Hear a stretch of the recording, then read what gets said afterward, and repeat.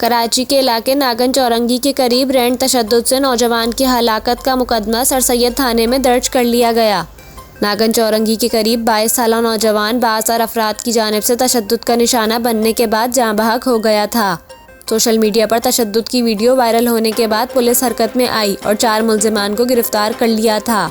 ताहम अब नौजवान की हलाकत का मुकदमा मकतूल की हमशीरा की मदियत में दर्ज किया गया है, जिसमें अगवा के बाद कत्ल करने की दफात शामिल हैं। मुद्दइया के मुताबिक इन्हें इत्तला मिली कि इनके भाई अदील की लाश AR रेंट कार में मौजूद है। जब वो अपने शौहर और बहनों के हमरा पहुंची तो वहां भाई की तशद्दुद ज़दा लाश मौजूद थी।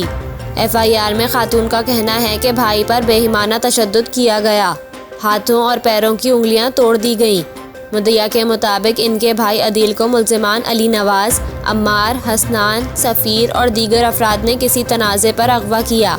FIR के मुताबिक मुल्जिमान ने इनके भाई को तशद्दुद का निशाना बनाया और कत्ल कर दिया। मुकदमे के मुताबिक तशद्दुद करने वाले अफराद को वीडियो में देखा जा सकता है। पुलिस ने 2 मरकजी मुल्जिमान अली नवाज, मोहम्मद अमार को गिरफ्तार कर लिया।